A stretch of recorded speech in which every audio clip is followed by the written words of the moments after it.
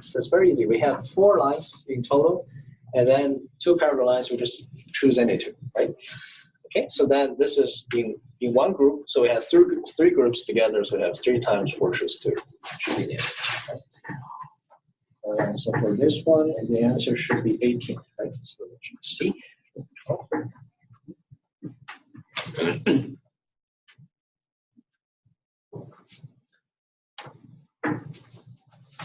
All right, and then we'll go to number number 17.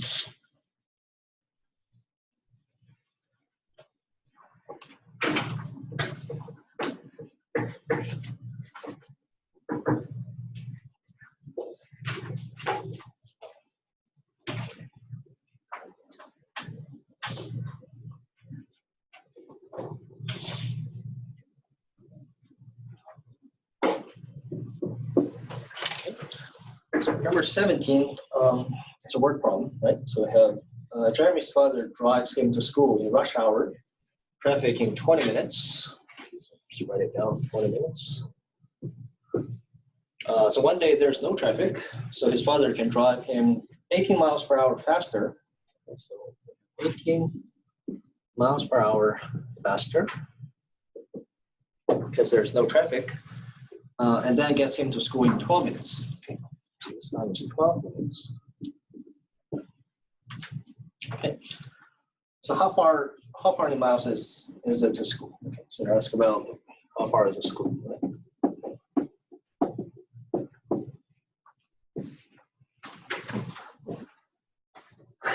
Okay. So for this kind of problem, we're focused on one thing, right? We're focused. So what is changing here? Basically, the only thing that changed is the speed, right? The speed of the car is changing. So it seems like if we can figure out the speed, original speed, then we can finish this problem. So we just suppose the speed of a car to be x, right? So set it to be equal to x. Now how do we set up the equation here?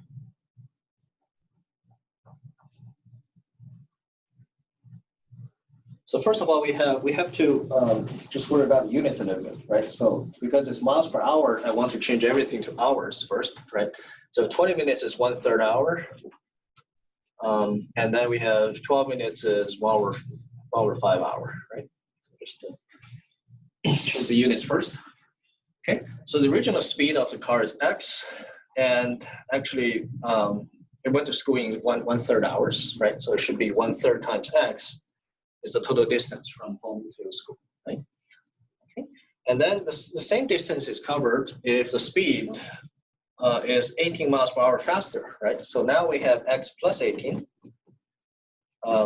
and the time actually shrinks to 12 minutes, which is 1 over 5, right? So they cover the same distance. So this is the equation we should have. Okay. So solve for x. We get x equals 27, so 27 miles per hour. Okay, and then just we were asked about the distance, right? So just plug into here. So we have 1/3 times 27. So the answer should be 9 miles for number 17. So the answer should be D, right? This one should be pretty straightforward. And number 18. Any questions so far? Okay. So number 18.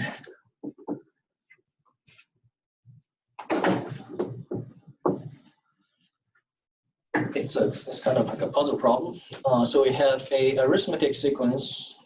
Is a sequence in which each term after the first term is obtained by adding a constant, right? So basically the common difference, so the difference between any 2 numbers in the sequence is a constant.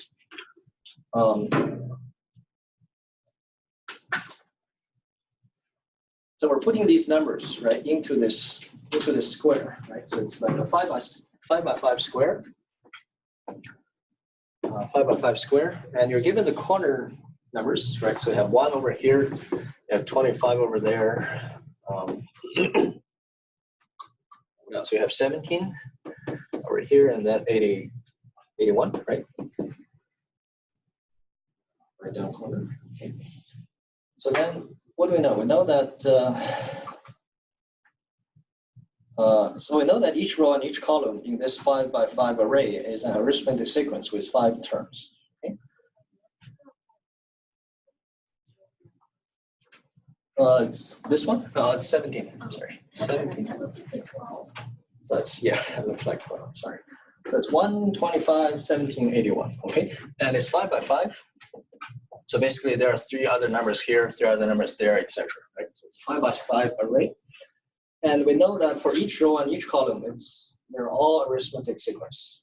Okay. And then you ask about what's the value of x. So x is the value in the middle, right here, right? In the middle of the array. Okay, so it seems a little bit complicated, right? So how do we solve this problem? Do we have to figure out all the numbers in the square? Yes.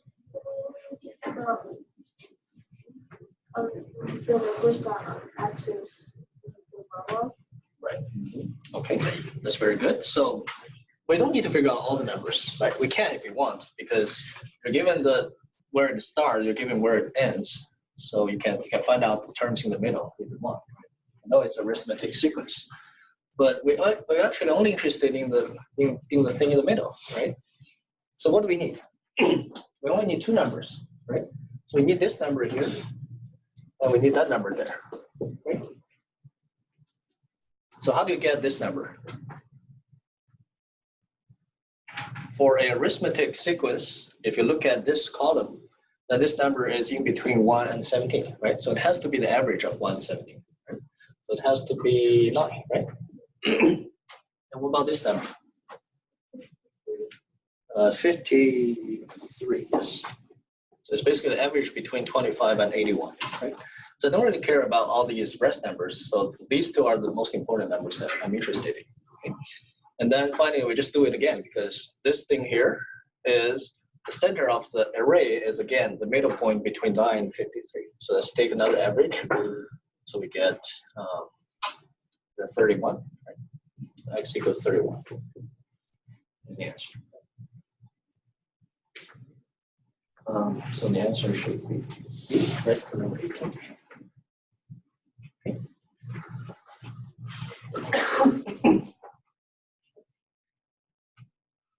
All right, so number 19. Number 19.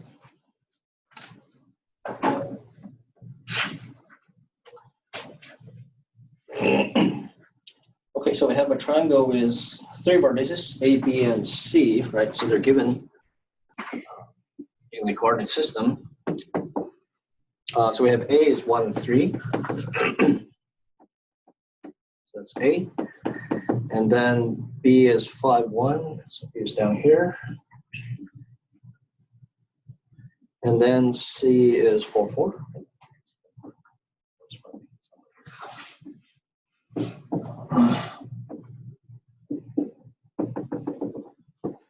Okay. Okay. So it's plotted on a 6 by 5 grid. Okay. So what fraction of the grid is covered by the triangle? Okay. So basically, the grid is 6 by 5, right? So we know that the area of the grid already is 30. So we only need to figure out the area of this triangle here, right? Okay. So what do? Well, we just use the distance formula, right, to figure out what is AC, BC, and AB, and so on, right? So what is AC? So the square root of 4 minus 3 squared plus 4 minus 1 squared, right? So it's square root of 10. And then I think similarly you get BC is also 10. And then square root of 10, and AB is square root of 20, right? So after I figure out the distance, it's very easy. So we know it's a right triangle, right? And it's actually so AC is actually equal to BC, right? So AC equals BC, and it's a right triangle. So this one is 45 degrees. So what's the area? So the area is just 1/2 square root 10 square root 10. That's just fine. So the answer should be 5 divided by 30, which is 1/6, right? Answer is A.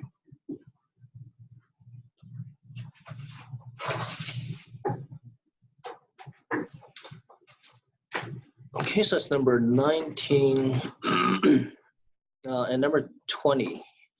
So number 20, a lot of people make mistakes. Let's go through this really carefully. So number 20.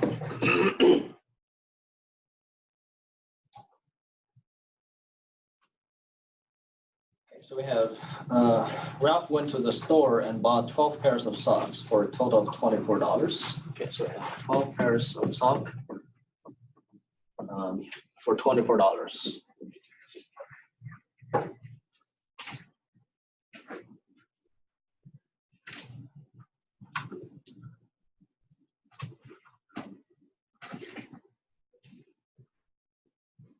Okay. So there are 3 types of socks. So we have $1, we have $3, and $4. Right? So $1, $3, and $4. Right? So these are the different price for the socks we have. Okay, and if we bought at least 1 pair of each type, okay, then how many pairs of $1 socks did Ralph buy? Okay, so ask about the number of $1 socks.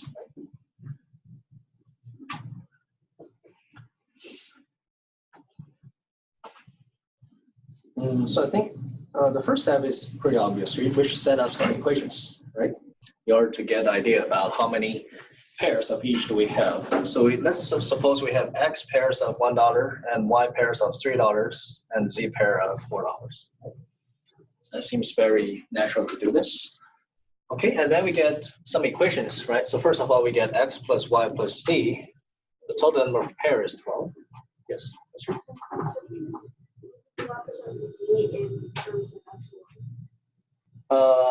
Yeah, you could actually. You can write Z as like 4 minus X minus 1. Right? It's the same thing. I think it's equivalent. Okay, so we're going to see later on. So we have 3 variables. It's okay. So some variables will cancel each other.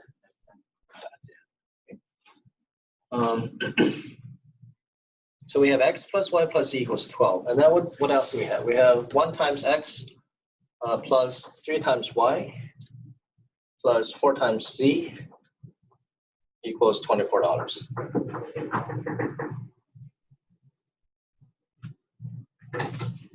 Okay, so just keep in mind, X, Y, Z are all positive integers, right? So X bigger than or equal to 1, Y bigger than or equal to 1, Z bigger than or equal to 1, because we bought at least 1 pair for each type of socks, right? And they're all integers. Right? These are just the additional requirement that you should just keep in mind. Okay.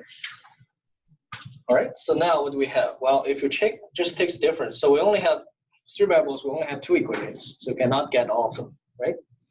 So there's some free variables here, but if you take the difference between the first equation and the second, so 2 minus 1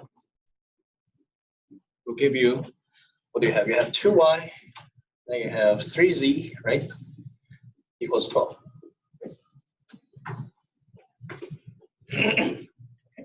So actually, we can just use casework because we don't have a lot of choice, right? So for number of z, so how big can z be? Well, what's the biggest number can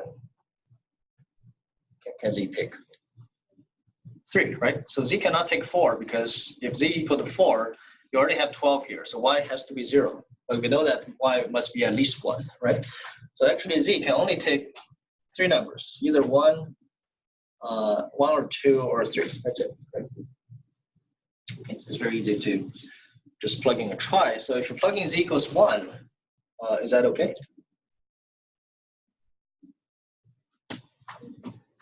Z equals 1?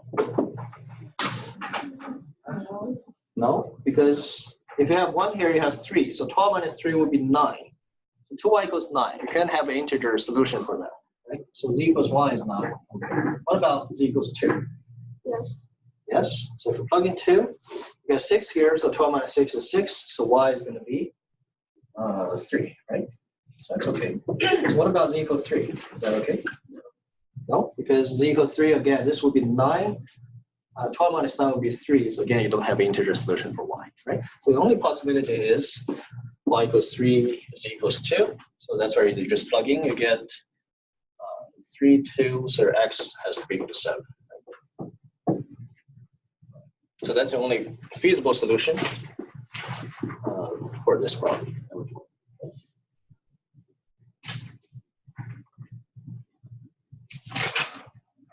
Any questions?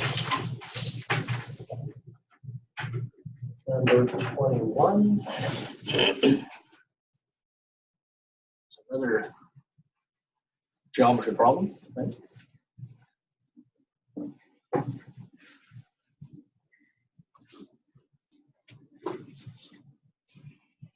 Number 21.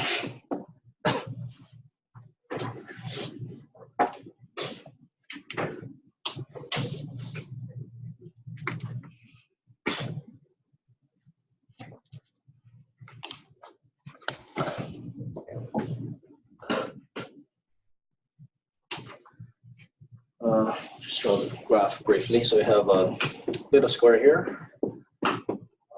We have a hexagon, right? So we have a hexagon like this. It's not a regular hexagon, right? So some of the lengths are bigger or longer than the others. Then we have another square down here, right? And then we have a triangle here.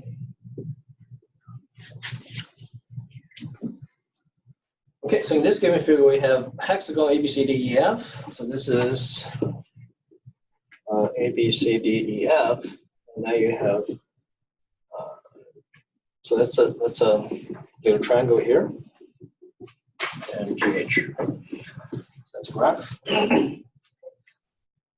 So know that ABJI and FEHG are all square with the areas 18 and 32. Okay, so we have this area is 18, that's 32, right? So you know the length of the side of these two squares. And then you also know, you have JBK is a equilateral triangle, right? So JBK is a very nice triangle, equilateral, and 60 degrees everywhere, right? Same length. Nicest triangle ever. Okay. And then what else do we have? We have FE equals BC. Okay. So FE, so this length is equal to BC, right? Okay. Okay, and then you ask about what is area of the triangle KBC, right? So KBC here. This triangle, right? And you want the area.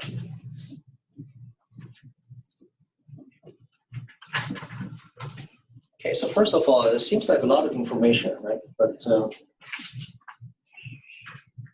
just from the graph, it looks like a really nice triangle. Right? It looks like a right triangle to you. So we can maybe first see if this angle is 90 degrees. If that's 90, then everything is very nice, yes.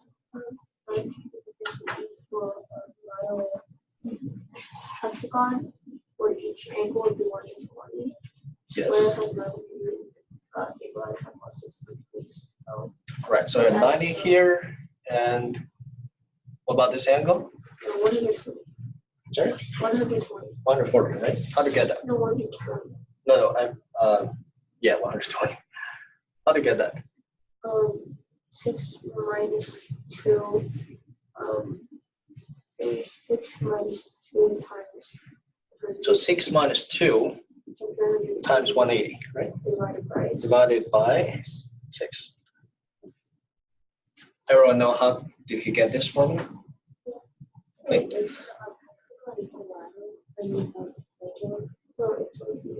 Oh, wait, let me see.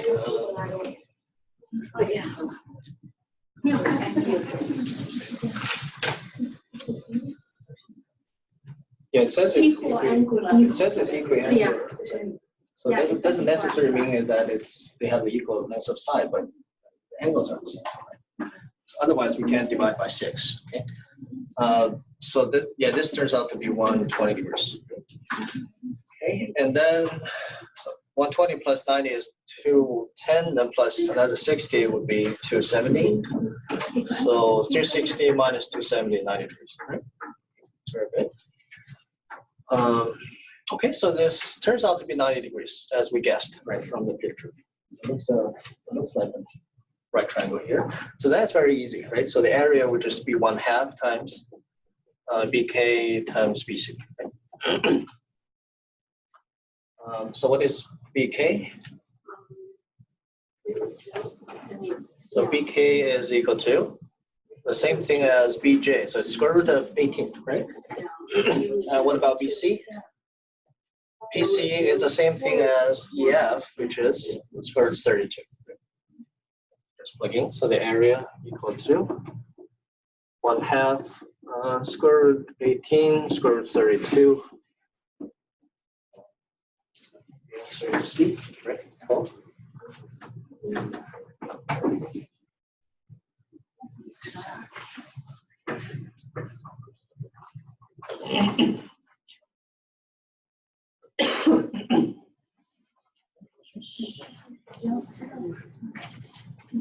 So number 21, number 22.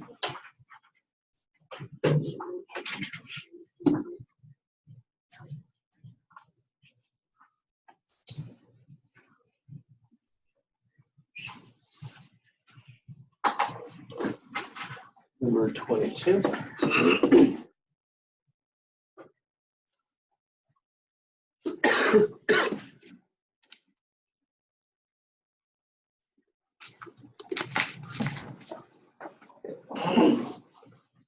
It's a very long problem. Okay, so on June 1st, the group of students, blah, blah, blah, we have 15 students in each row. And June the 2nd, same group is standing with all the students in one long row. July 3rd, we have with just one student in each row. And June 4th, we have 6 students in each row, and so on, right? So this just process continues through June 12th, okay? So from 1st to 12th, every day we use a different lineup for a group of people, right? So then we only actually have 2 useful informations here, okay? So the first one is we have 15 students in each row, so your number of people here must divide 15, right? And then we also have, on June 4th, the same group is standing with 6 students in each row, right? So the number of people should also divide 6. And that's all we know, right? And however, on June 13th, you cannot find a new way to organize the students. So what does that mean? It means yes, basically there are only 12 possible factors, right, of the number n, right?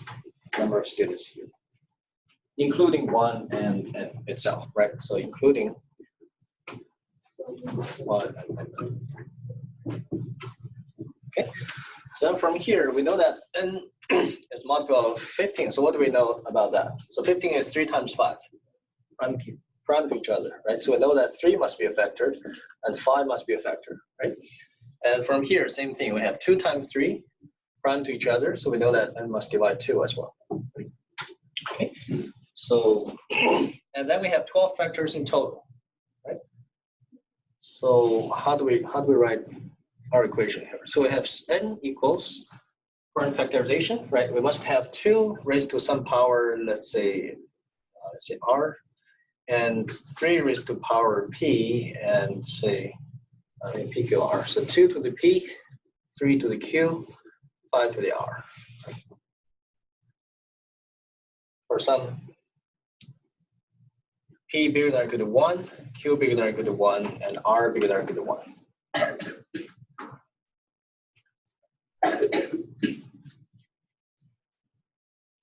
Okay, so then how many factors do we have? Does anyone remember the formula if you have the prime factorization? So what's the formula for the total number of factors? So it's P plus 1 times Q plus 1 times R plus 1, right? So that's a formula for the total number of vectors of the number n with this prime factorization, right? Okay, so if you don't quite remember this result here, please go back and check your book, okay? So I'll give you the page number and everything, but you need to know this result, okay?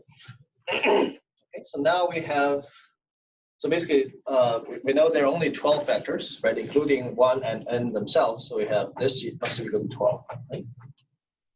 Okay. And what do we want? We want the smallest possible number of students in the group. So I want to have my n as small as possible, right? Smallest possible n. Okay. So how do we choose RPQ such that the number n would be a minimum? Yes.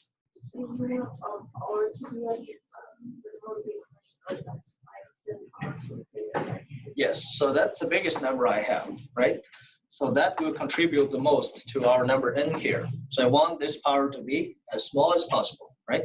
So the smallest one will be 1 because it has to divide 5. So it has to have at least one factor here. So we take r equals 1. And then, okay, so if you're plugging r equals 1 here, you get 2. So now we have p plus 1 times q plus 1 equals 6, right? And then same thing here. So 3 is the second largest factor, right? Contributor to our n. So I want this to be as small as possible as well. So I want q to be equal to 1, right? So now you have another 2. So you have p plus 1 equals 3. So we have p equals 2, right? So the smallest possible n, we must have p equals 2, q equals 1, r equals 1. So the number is, just plugging here, right? 211, so it should be 60. That's 60.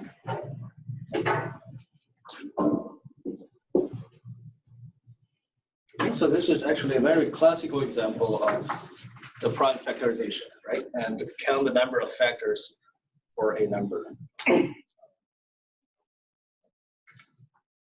this is number 22. Okay. 23.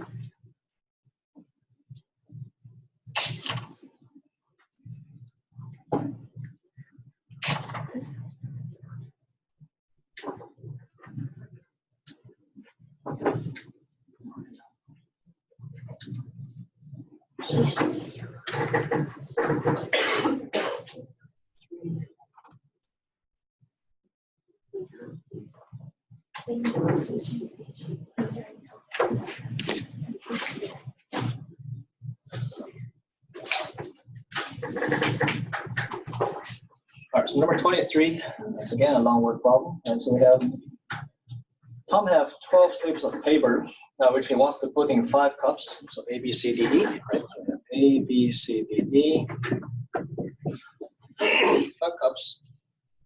And you want the sum of the numbers on the slips in each cup to be an integer. Okay, so if you sum up all the numbers in a certain cup, you should get an integer. And then furthermore, he wants the 5 integers to be consecutive and increasing from A to E. Okay? So from A to E, we must have 5 consecutive integers together. And then the paper slips have the numbers. You have 2 to 2. I'll just write down like that. So I have 2, 3 2s, 4 3s, 1 4, and 2 2.5, and 1 3.5, and then 1 4.5. So that's all the paper slips we have.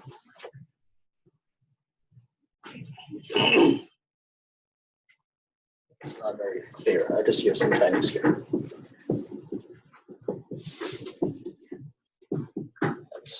That's clear, hopefully. Okay, so, and then we're given some conditions. What else do we have? We want the slips. Oh, okay, so we know that the slip with 2 goes into the cup E. Okay, so we already know that there is a 2 inside E. And then we have a 3 goes into B, right? So we know that the 3 goes into B. And then you ask about the slip with 3.5 must go to which cup, right? So 3.5, remember we have only one of them, right? So it goes to which cup? Okay, so I think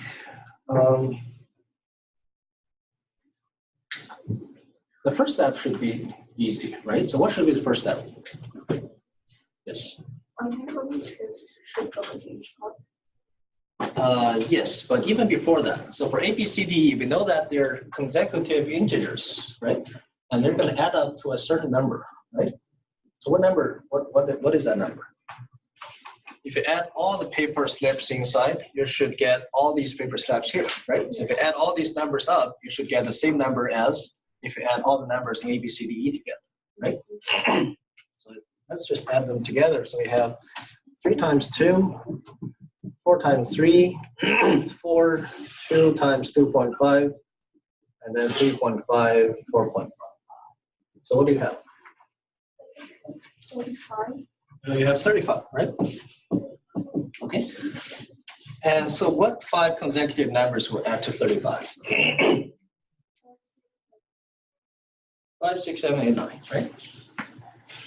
So 5, 6, 7, 8, 9. So that's the first step. We find the number of integers that should be in each cup, right?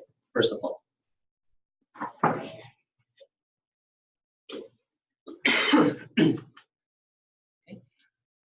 So then we can look at it, right? So for example, in cup B, we know the total sum is 6, and we know 3 is in there, so the other one must also be 3, right? So it's already gone, right? B already solved, right? And then for A, so what could goes into A? What could go into A here? So I have a sum of 5, yeah. 2.5 and 2.1. You could do 2.5 and 2.5, right? So that's one possibility. Or it could have 2, 3, right? So 2 possibilities. Okay. And then you have E, you have a 2, right? So this one is a little bit more complicated. You still have 7 to take, okay? But our question, remember, is I want to know which cup did 3.5 go, right? So let me just ask you this question. Can 3.5 go to A? No, right? So it can never go to A because that's only 2 possibilities for A, right? And B already solved, so it cannot go to B. What about C? Can 3.5 go into C? No. No, why? There's no other 3.5. Exactly, so if 3.5 goes to C, 7 minus that would be another 3.5. But we only have one of them, right? So that doesn't work. And what about D? Yeah. D is okay, but let's leave this for a moment. So let's check E first. Okay, can 3.5 go to E? No. No, because 9 minus 2 is 7. so we have 9 minus 2 is 7. 7 minus 3.5 again is 3.5, right? But we do not have another 3.5. So the only possibility is D. So this kind of problem is not hard, right? But it takes some thinking, and you have to figure out. So you don't have to have a complete setup of all the paper slips. You only need to care about 3.5, right? So it's kind of like by complementary, right? You just try, right? Each cup, is it possible or not? So for 23, the answer is D, right? Let's just cut D. Okay, and number 24.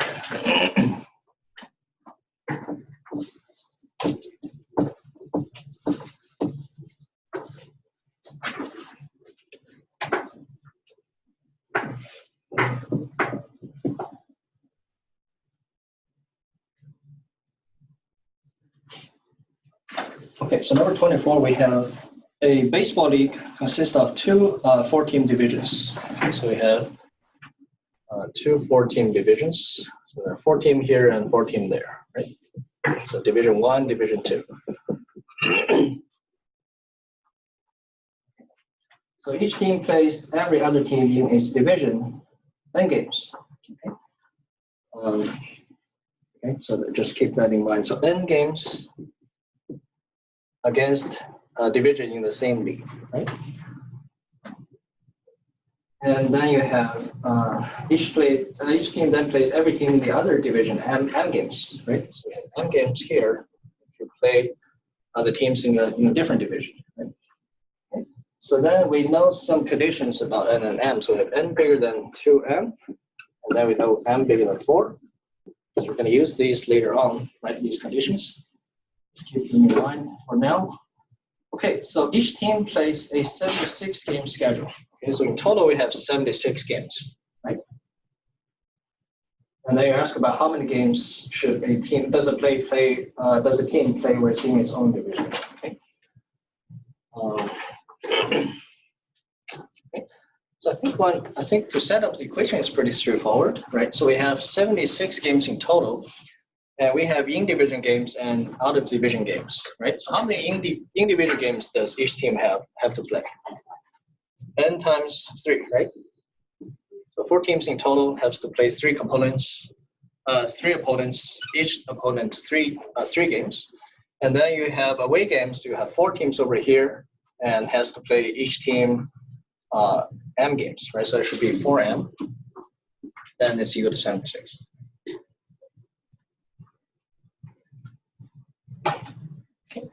So that's the equation we have. And then it's again just casework, right? You're just trying to try different combinations and see. I think there's only one unique one that will work, right? So we know that n bigger than 4, right? N bigger than 4. And then we know that n is bigger than 2m.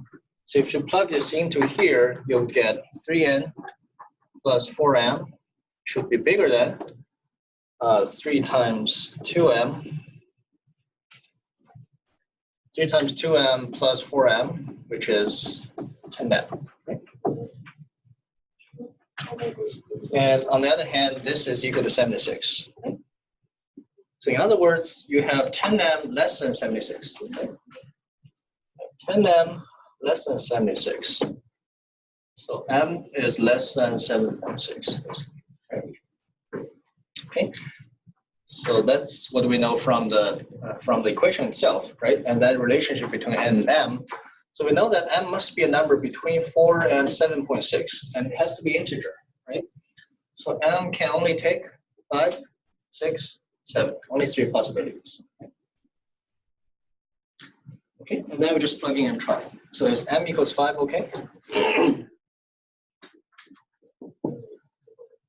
M equals 5. 20, 76 minus 20 is 56. It's not divisible by 3, right? So what about 6? 24, 52? No, right? So the only possibility should be 7, right? Is 7 okay? 28? Minus 28 would be 48, right? It's 48 divided by 3. Yeah, that's only case that is feasible, right? So then it's going to be 16.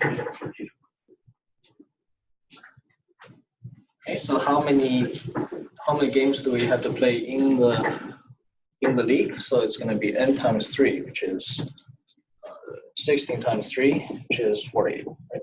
48 games. So the answer should be B, number 24.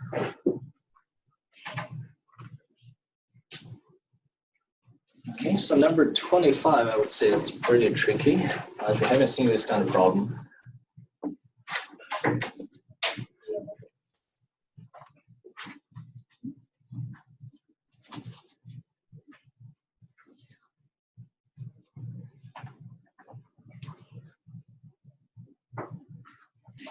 Okay, so we have a 5 by 5, right? Inch square first.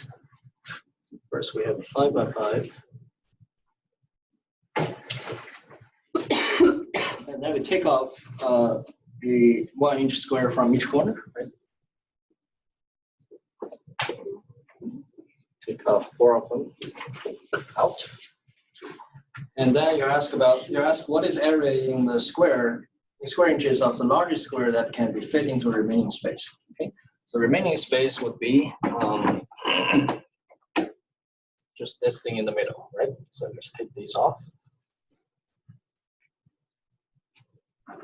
Okay. The biggest possible square, right? So your first intuition might be, okay, so this is probably it. 3 by 3, right? Does anyone have the first instinct like that? Okay, then you realize, well, this can't be number 25, right? It can't be so easy. Okay? So then you just think about it again. Okay, so can you find another square maybe bigger than that? Kind of, yes.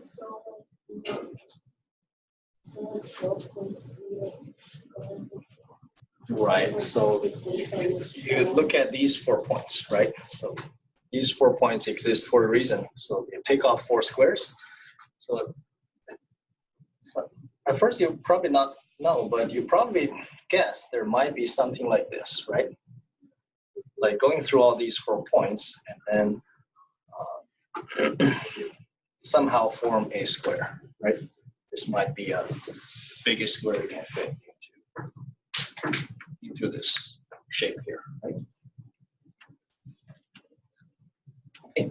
And then actually if you, so that's why I said it's tricky, but after you get this picture in your mind, it actually becomes a very easy problem, right? Because, so like in real life, you have to prove this. This is feasible, this is possible, right? But in a test, you don't have to, right? You just assume it's possible, and then you try to find the dimension of this thing, right? So let me show you how to, suppose this works, then how do we do it? That's very easy, right? If you know that it's a square, then how do you find out its area?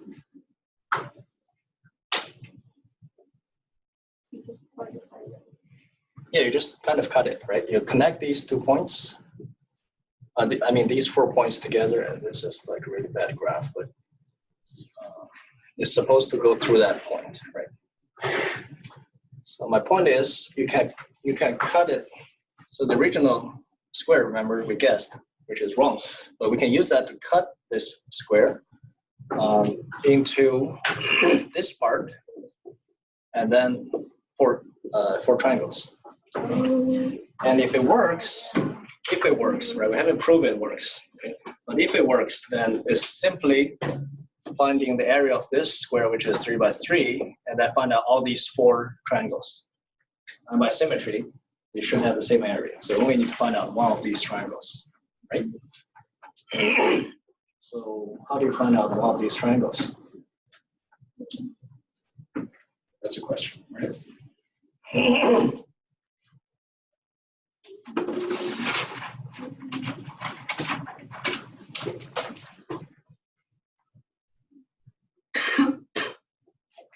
So how do you find out the area of the triangle? Yes. The base is 4. So the base here is 4 or 3. That should be 3, right? So take out 1 from each side, so this one should be 3. So the height would be 1, right? So it's 1/2 times 1 times 3, which is 3 over 2, and times 4. So the answer is 6, right? So 6 plus 9 would be 15, right? So if this works, then this should be 15. It should be very easy to figure out, okay? So now, of course, in the test, you just stop here, right? You get this hinge, and then you just get the result, right? But in real life, you have to prove it works, right? So to prove it works is actually, our time today is kind of limited. So if you're interested in how to prove that this actually works, okay, so I can talk to you maybe after class. I can send everyone like a proof maybe next class, but we'll just continue to go to 2016 right now. Okay. This one is like a really tricky problem, so don't get too frustrated if you don't get this the first time. So let's go to 2016.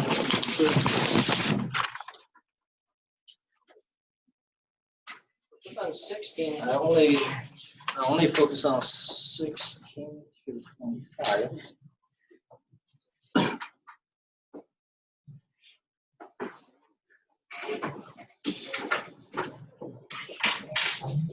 16 to 25. Hopefully I can go quicker this time.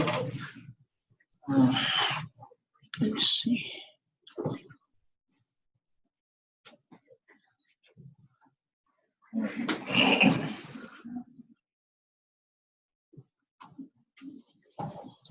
Okay, so number 16.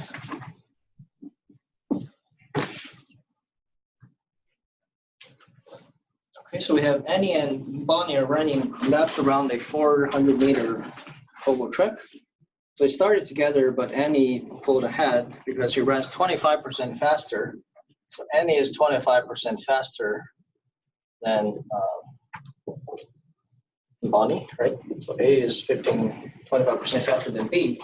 And then you ask, how many laps did Annie have run when she first passed Bonnie? Okay? So this one is actually gives you a very easy number to work with. So that's 1/4, right? In other words, if they run one lap together, then Annie would run another quarter laps in front of Bonnie, right? So then for another lap, he runs another quarter of a lap, right? And then for another, and so on, right? So then you can think that after 4 laps, it's going to be one whole.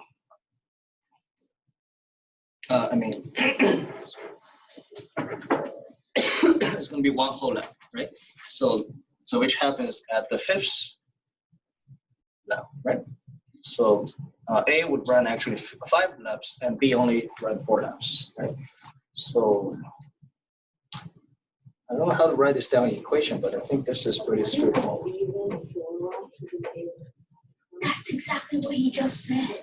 Yeah, so actually after 4 laps, A would be, I don't know how to explain it, but every lap is going to be a quarter, right? Every lap another quarter. So you have 4 of them, now you have one whole lap, right? So I think the answer for 16 should be D, right? Just be careful, it's asked about Annie, not Bonnie, right? Some of you guys figure out 4 and then you get the answer. That's not right. Okay, so the answer is 5. And number 17. So ABM password is composed of 4 digits from 0 to 9. So once again, you have a password kind of problem, right? So with repeated digits allowable. So if no password may begin with the sequence 911, so you have 4 digits. And then how many passwords are possible?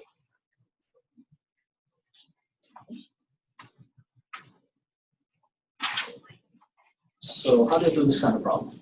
If 911 is not permitted, how many different possibilities do we have? Yes. Complementary counting, right? Okay. So how do you do complementary counting for number 17? So how many possibilities will start with 911 basically? So it will be only the last digit is allowed to change. So there are 10 possibilities here for the last digit, right? 10 possibilities. So we have 10 cases here, which are the complementary case, right? And how many cases in total? Yeah. 10 to the 4th, right? So we can have repeating numbers, and there's no restriction whatsoever. So for each digit, you have 10 possibilities. So it's 10 to the 4th minus 10, which is 9990. So the answer is D, right? So this one is complementary counting is actually the best way to solve it. Okay. All right, and number 18.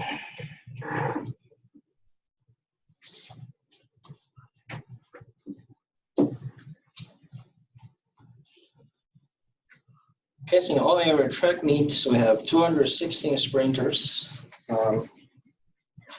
216 at first, and then you have 3 to 6 lanes, so only 6 sprinters can compete at one time. Okay, so at the end of each race, the 5 non-winners are eliminated, and winners will just gather again, right, and for another race. So how many races are needed in total to determine the champion sprinter? So first round, we would have 6 lanes, right? So you divide this by 6, you get 36, right? So 36 winners after the first round, right? And then you divide by 6 again, so you get 6 winners for the second round. And then finally, these 6 people will compete each other. So another round, right? So I have 3 rounds. And the first round, how many games? 36 games. Second round, 6 games. Third round, 1 game, right? So that's a total number of races we have. So it's going to be 43. Right? Straightforward. Right? Okay, and number 19.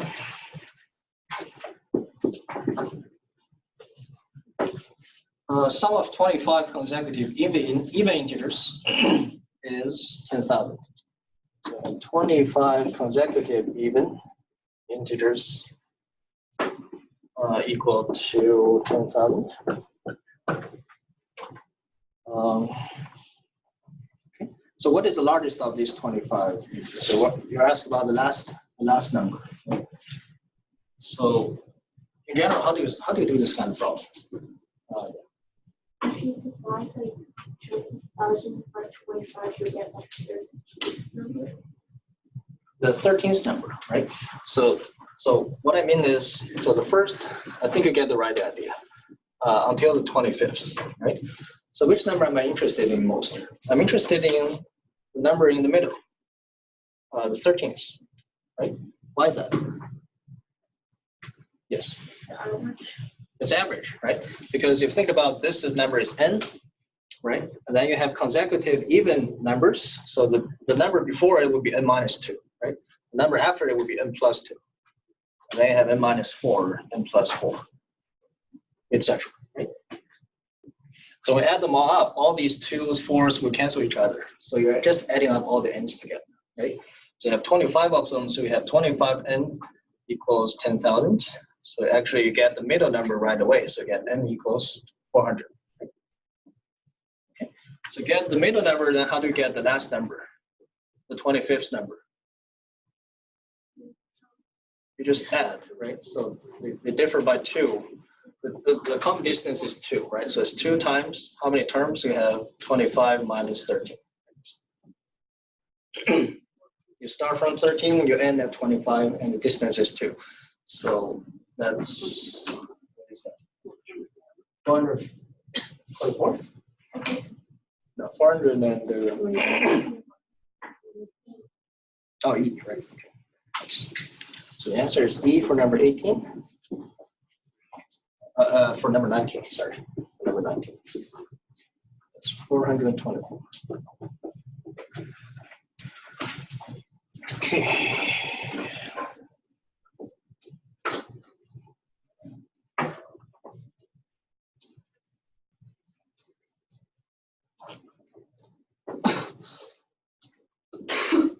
And number 20 should be very easy. So we have least common multiple of A and B is 12. And then we have the least common multiple of B and C is 15. Okay. And then what is the least possible value of the least common multiple of A and C? So just find out B is in common here, right? And between 12 and 15, the common factor is 3, right? So you just check, actually B equals 3, A equals 4, and C equals 5. So that's the smallest possible numbers you can have for ABC, right? So least common multiple between A and C is actually 20. Okay? So the answer is A for number 20. Okay, so number 21.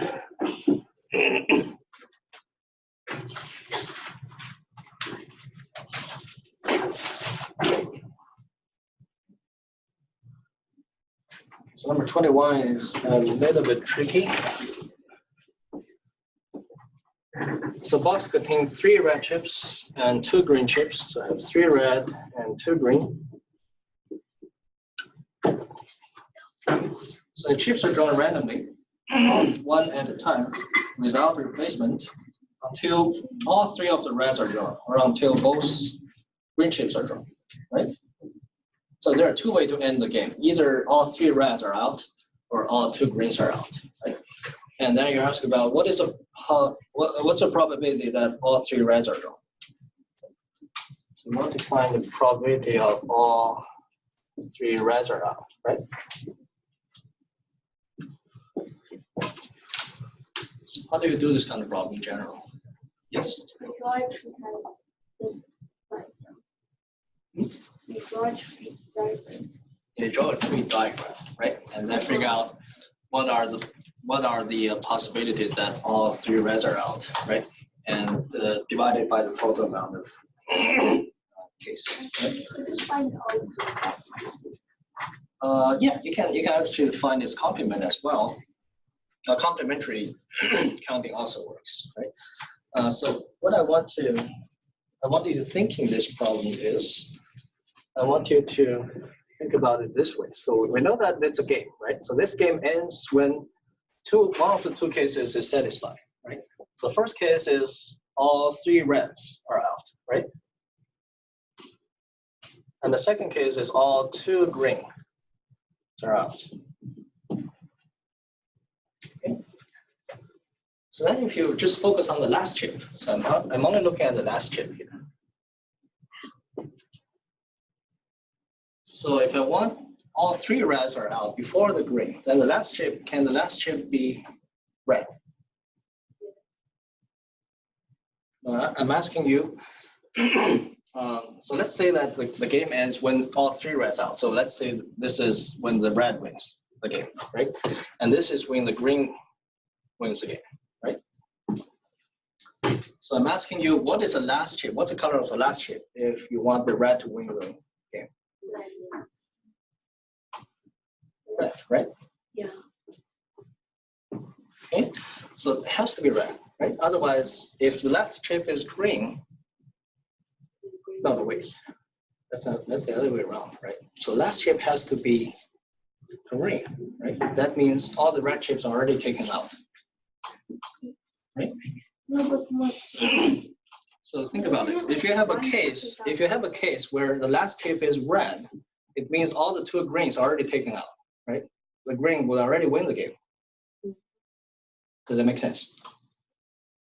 I know it's a little bit tricky, yeah. What if someone drew 3 reds at the beginning and then they just draw it? Yes. So suppose the game still continues. The red already wins, right? But then we still have the other 2 spots. It has to be green, right? So I'm thinking about, it's a little bit tricky, I know, but suppose the game continues and I'm only interested in the last chip's color, okay? So the only case that the red could win the game is the last chip has to be green, right? So last chip has to be green. So if you're thinking this way, this probability is the same thing as the probability of the last chip is green, which is very easy, right? So you have 2 green chips and 3 red chips. So the possibility here is just 2 over 5, right? Think about it if you are not quite clear at the first. But this is actually a very, very easy shortcut to do this kind of problem. Okay? And of course, you can just go ahead and just draw a tree and analyze all the case works. That also works, but you can actually just do it in one step. Okay?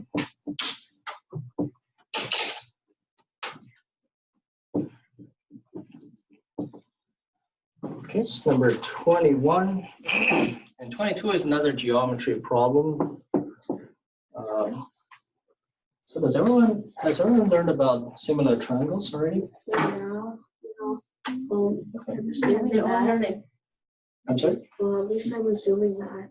Okay, yeah. So this one actually it's easier to use the similar triangle to do it.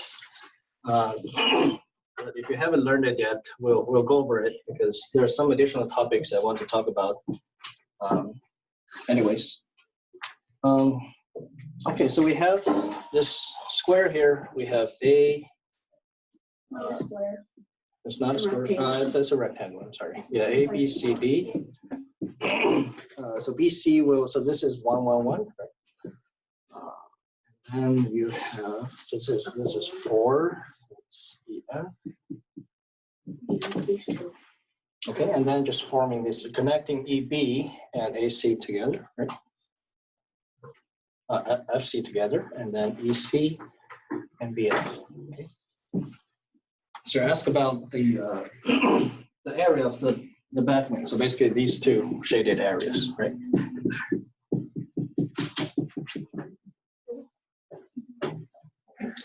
So yes. The bigger and like smaller triangles are Similar to each other, yes. So let's call it O. So we have the triangle OBC is similar to the triangle OEF, right? So we use that result because in order to find out the area of these two parts, what I need to do is I find the area of the trapezoid, and then I find out the area of these two little triangles, right? And just takes the difference. So for OCB, so we need to use this result, right? Because we need to know the height for each triangle here. So from A to CB and from O to CB and from O to EF, if you draw the perpendicular lines here, I need to figure out the height here, H1 and H2, right? Yes.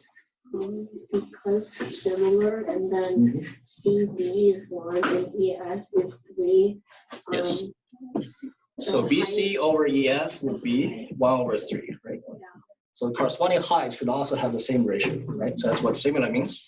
So basically we have this H1 over H2 is also 1 over 3, right? And then, yes. You also could just find the area of triangle CEF. CEF? Yes. And then subtract this one, right? So same thing. And then multiply by 2. Yes, that's another way to do it. But you still need to use similar triangle, right? Because you still need to figure out the area of this triangle here. Yeah. So you need the height of H2 anyways. So in total we have 4, right? So from A to F is 4. So the ratio is 1 by 3. So H1 is 1 and H2 is 3.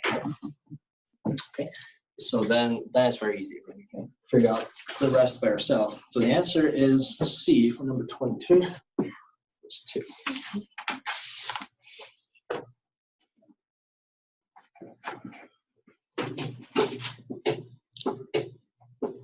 Okay, so we have 23.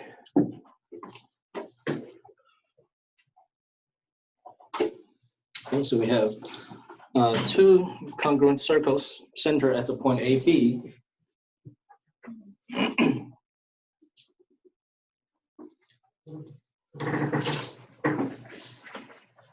Okay, so I have 2 circles, one centered at A, the other centered at B, and then they each pass the other center. Okay, so tangle together like that, right? That's B here. Let's see.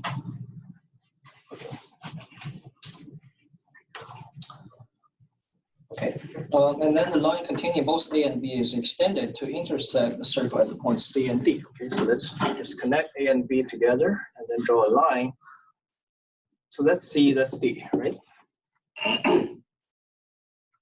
And then the 2 circles intersect at 2 points, one of which is E. So these 2 points, right? So let's suppose this is E, for example. It's symmetric, so it doesn't matter. You can take either point to be E. So you ask, well, what is the degree measure of CED? So CED. So ask about this angle here.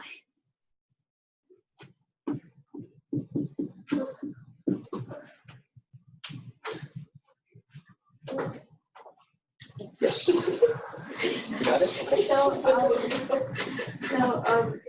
So we already know that AEB would be 60 degrees. AEB, so you're trying to, okay, let's connect AE together and EB together, right? To make our life easier. Okay. And then, so what do you know about AEB, first of all? It's equilateral. Yeah. So this is the radius, that's a radius, that's a radius, right? So also, go CEA. CEA? Yeah, CEA. It's like half, it's overlooking like the same, or yeah, as EAD. As EAD, right? As EAD and no, so it's not equal, but 1/2 because it's the center. Right. Yeah. Right, that's very good. Okay. Or you can just look at, so you already know this is equilateral, so that's all 60 degrees, right? 60 degrees. And then you also know AC is equal to AE. So these two angles must be the same as well. Right? So this one is 60, you divide by 2, you get each one of them is 30 degrees, right? So we have 30, 60, and another 30. So it should be, right? Okay. Yeah, I'm sure you can have another different way to do it, but you should get 120 anyways. Okay, number 23 and number 24.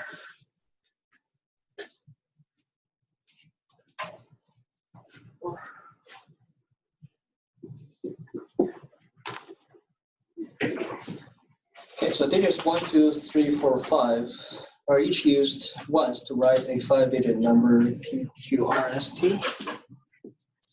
QRST is a 5-digit number. So use the digits 1, 2, 3, 4, 5, right? So without replacement, without repeating, right? Okay, so we know that 3-digit number PQR here is divisible by 4, right? PQR is divisible by 4. And then we know the QRS, so QRS is divisible by 5. And then we have RST, right, divisible by 3. Okay, these are the conditions. So you asked about what is P. So what's the first digit? Okay, so this is just the property of numbers divisible by certain special numbers, right? So what number would this? So what property does this number have if it's divisible by 4? The last 2 digits has to be divided by 4, right? So out of these 5 numbers, what are these 2 numbers? Q and R. 1, 2. So it could be 2, 4, it could be 1, 2. Right? I think each we put out S as 5. Yeah. Because it's divisible by 5. Right. So yeah, we first look at this one. I think it's easier. So S has to be 5. Right? So that's the only possibility. And then for RST, it has to be divisible by 3, right? Yeah. So we must have R plus S plus T must be divisible by 3. Right? Okay. R plus 5. Yeah, R plus 5 plus T, yes, right. So I think the only possibility here to figure out is this is 2, 4, and that has to be 1, right? So this is 1, 2, 4, that is 2, 4, 5, and that is 4, 5. 4, 5, 2. 4, 5, 3. So 24 actually is surprisingly very easy, right? So, and then number 25 is again a geometry problem.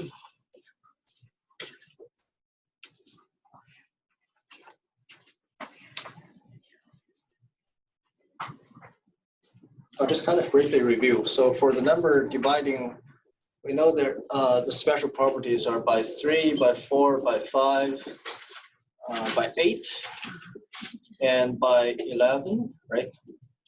So what property does this number have if it's divisible by 8? Right, so last 3 digits. We want to check the last 3 digits if it's possible, if it's divisible by 3. Divisible by 8. What about 11? Yeah. So it's like you take the first digit, subtract the second digit, add the third digit, keep doing that, and take the last digit, and then the result has to be multiple. Right. 11. So basically alternating digits, right? Alternating digits, and it takes the difference. So if it's divisible by 11, the number itself is divisible by 11, right? So if you don't quite remember those are some basic results from number theory. We're going to go over that later on. Okay, so that's that. And number 25.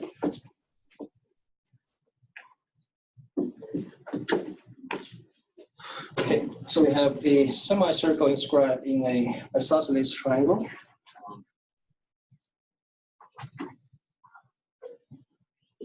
So something like this. That picture.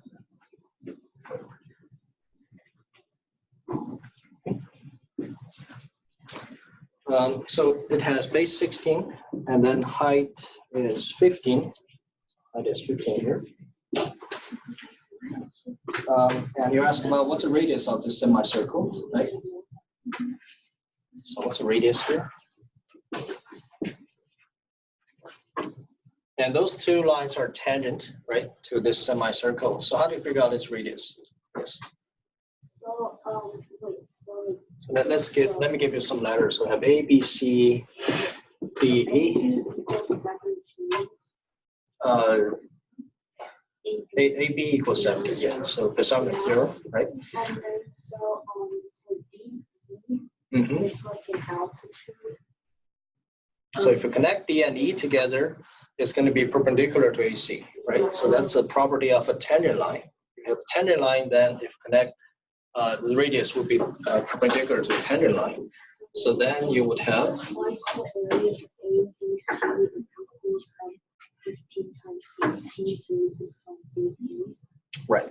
So basically we use area, right? So you can actually just use the area of ADC and just count it, just compute it in two different ways. So one way is 1/2 times 8 times 15. So that's a base, that's a height, right? And then it's equal to 1/2 times AC, which is 17, and times the radius, right? So solve this equation, you should get R equals 120 over 70. Take away the one. What you shouldn't. I'm sorry, take away the one. No, I'm looking at this triangle here. So I'm looking at ADC here. Right? The equation?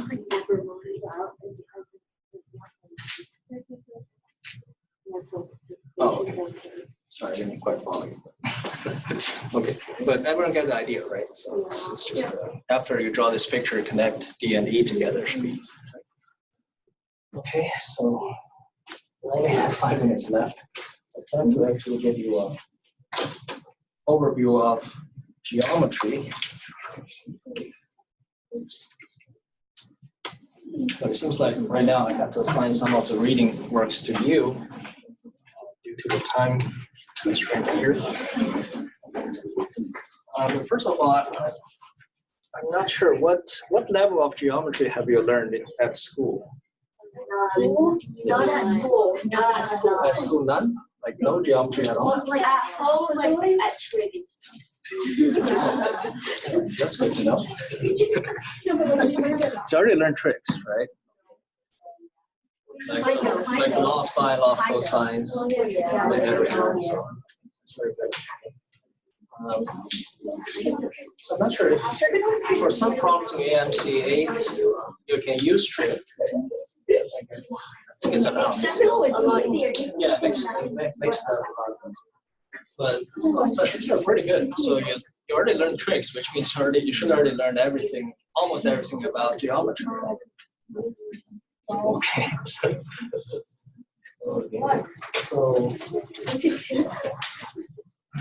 So does everyone have this book? Yeah. Let's take a look.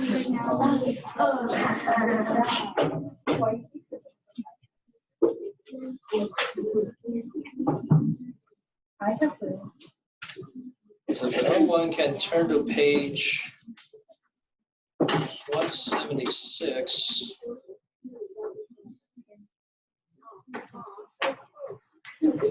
Okay. Yes, the last part is geometry, right? So actually, yeah, the first couple of pages is just the basics, right? You can go through this really quick. Like the polygons, right? Like how to compute the angles and so on. So one thing is actually interesting is we know the inside, the interior angle, the formula is 180 times.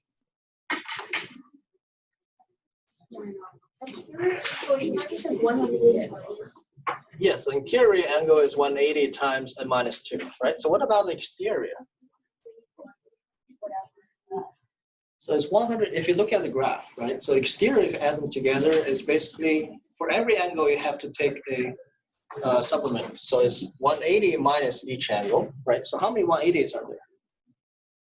There are n of them, right? So 180n basically, and then minus the total of the interior angles. So which is, if you simplify this, you actually get 360, right? So the sum of the exterior angle is always 360, no matter how many sides do you have for the polygon. And then there's some exercise for the triangular polygon. So it's basically just the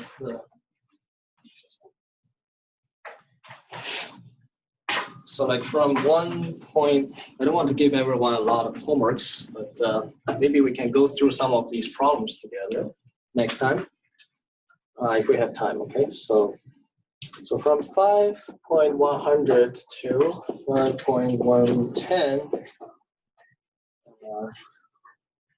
maybe we can do the even problems, okay? Even ones. So only like 6 problems. That should be easy, right? The first couple of sections should be easy. And then trapezoids, parallelograms, right? And also the chies is just basically a special case of quadrilateral, right? So we have parallelogram, rhombus, and rectangle. So rhombus has really a lot of nice properties, right? It's a special kind of parallelogram. And what properties does the rhombus have? Yes. It's diagonals. The diagonals will bisect each other, basically, right? So if you connect them, this will be the middle point, and they're perpendicular. And what else? All these 4 sides have the same length, right? Yes, it's the same length. So a lot of good properties about rhombus. We're going to see some examples actually using these properties later on, right? So then we have rectangles. So these are some basic stuff, right? So I think for the first chapter, you can read it through really quick and do some exercises together. And then from 5.020 to 5.820, once again, we look at the even problems again. They're all even. What I mean is just, you do one, you skip one, do one, skip one, okay? So that's what I do. So look at these problems.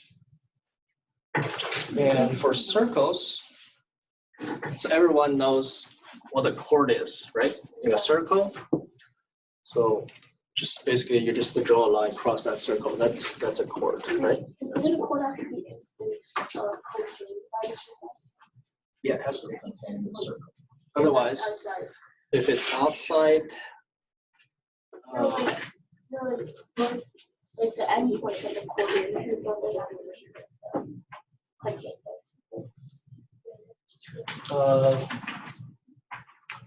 so the endpoint of the chord lies on the circle. Yeah. So diameter is a chord which passes through the center of the circle. Do you mean the chord itself has to be contained in the circle? Yes. I think so, right? Right.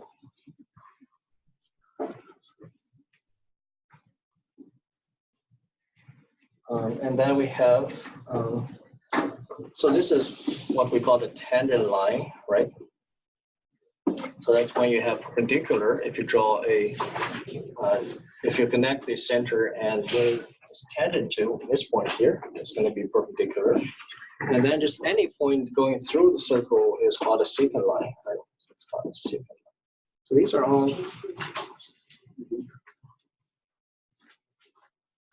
just pretty straightforward definitions. Today we don't have time, but next time we'll probably look at some problems that combine the triangles and circles together. Right? So we're going to work on some problems together next time. Okay, so we don't have time for this time. So if you go back, if you can finish reading maybe the 5.1, 5.2. Okay. And I'm going to pick some problems maybe from EMMT or somewhere else, and we can talk about some geometry problems, mainly on circles and triangles next time. Okay. So no other question. I think that's it for today. Any questions? Okay. So see you guys next week. Does the chapter they need to read? Yeah, you have to read. Yeah, read. You have to read. Yeah.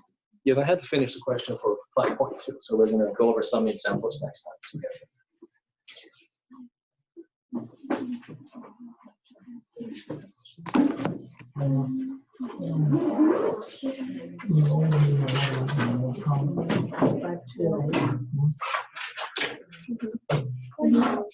Good question.